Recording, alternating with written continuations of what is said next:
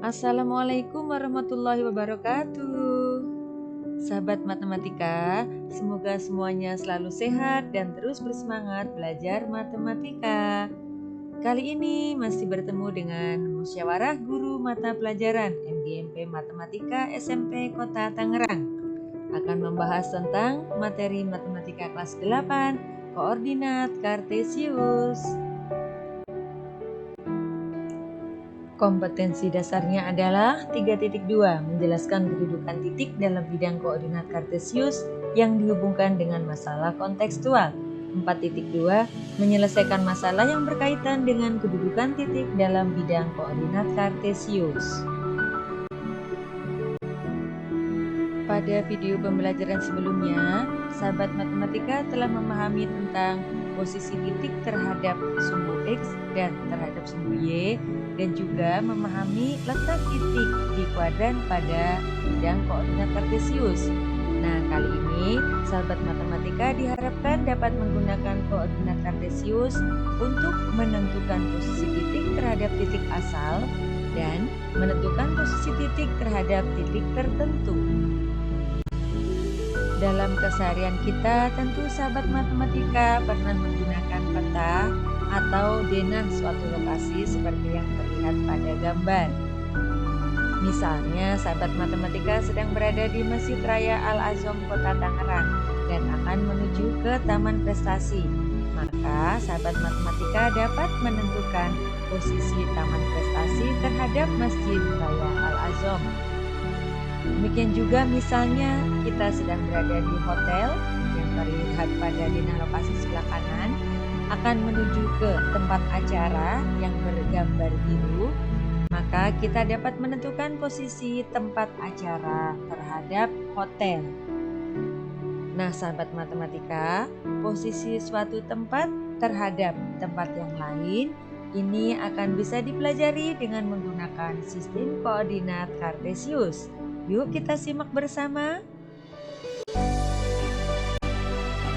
Untuk yang pertama, kita akan mempelajari tentang posisi titik terhadap titik asal, dan kedua, posisi titik terhadap titik tertentu. Posisi titik terhadap titik asal. Perhatikan gambar bidang koordinat kartesius ini. Yang dimaksud titik asal adalah titik potong antara sumbu X dan sumbu Y, sering disebut sebagai titik nol atau kadang dinamakan titik O. Disebut juga pusat koordinat atau titik pusat. Koordinatnya adalah 0,0. Perhatikan di sini juga ada beberapa titik yang lain, yaitu titik A, titik B, titik C, titik D, dan titik E. Kita akan menentukan posisi titik terhadap titik asal.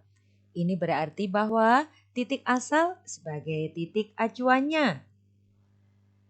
Ingat kembali bahwa pergerakan selalu arah mendatar lebih dahulu, baru kemudian arah tegak. Untuk arah mendatar atau horizontal, jika ke kanan berarti X-nya bernilai positif dan jika ke kiri X negatif. Demikian pula untuk arah tegaknya. Jika ke atas berarti Y-nya positif dan jika ke bawah Y negatif. Kita mulai dari titik A ya. Posisi titik A terhadap titik asal atau titik 0,0. Berangkat dari titik 0,0 menuju titik A berarti melangkah ke kiri sebanyak 2 satuan, kemudian melangkah ke atas sebanyak 5 satuan. Berarti koordinat titik A adalah negatif 2,5. Berikutnya untuk titik B. Titik acuannya adalah titik 0. Dari titik 0 melangkah 3 satuan ke kanan dan 4 satuan ke atas. Maka koordinat titik B adalah 3,4. Sampai di sini tentu sahabat matematika sudah paham ya. Untuk titik C, dari titik 0 melangkah 1 satuan ke kanan dan 2 satuan ke atas. Koordinat titik C adalah 1,2. Nah, sahabat matematika bisa melihat untuk titik D dan titik E hingga mempunyai koordinat seperti tertulis di sebelah kanan ini. Sahabat matematika paham ya?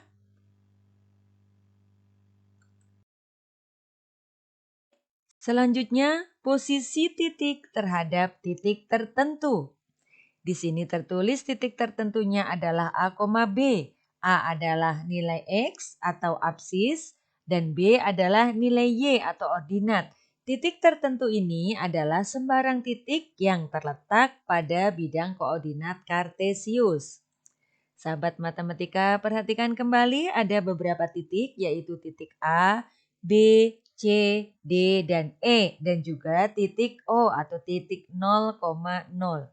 Kita akan menentukan bagaimana posisi masing-masing titik terhadap titik C. Yang pertama, kita lihat titik A. Bagaimanakah posisi titik A terhadap titik C? Kita bergeraknya dari titik C ya. Untuk menuju ke titik A, maka dari C bergerak 3 satuan ke kiri dan dilanjutkan dengan 3 satuan ke atas. Sehingga posisi titik A terhadap titik C berkoordinat negatif 3,3. Sekarang untuk titik B. Posisi titik B terhadap titik C adalah 2 satuan ke kanan dan 2 satuan ke atas.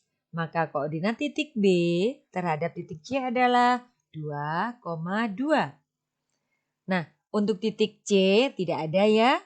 Tidak ada posisi titik C terhadap titik C karena dia adalah dirinya sendiri.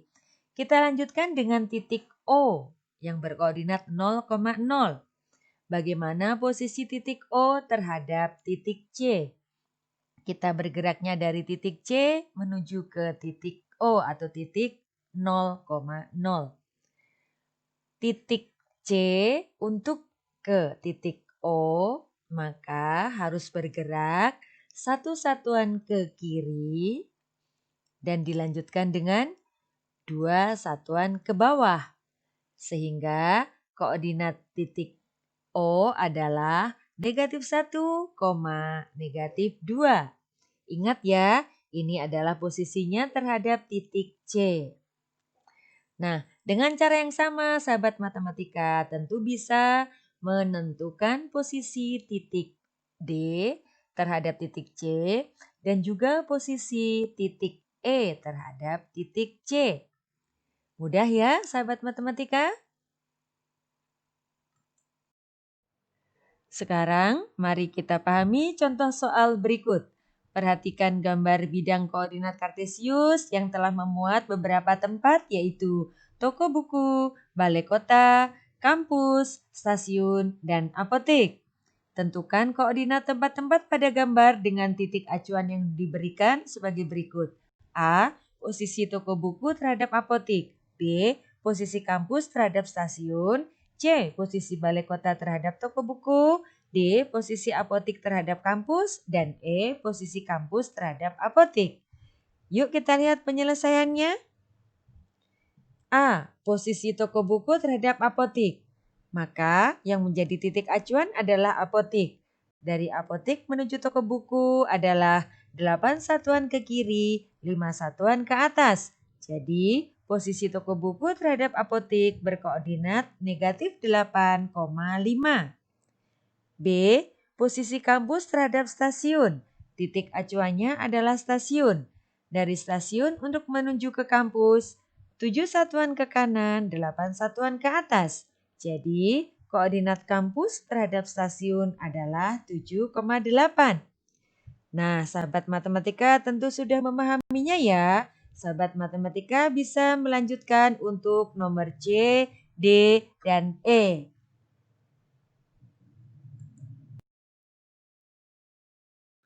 Apa yang sudah kita pelajari dari video pembelajaran ini? Berikut adalah poin-poin pentingnya. Titik asal adalah titik potong antara sumbu X dan sumbu Y. Disebut pusat koordinat atau titik pusat atau titik 0. Koordinat titik asal adalah 0,0.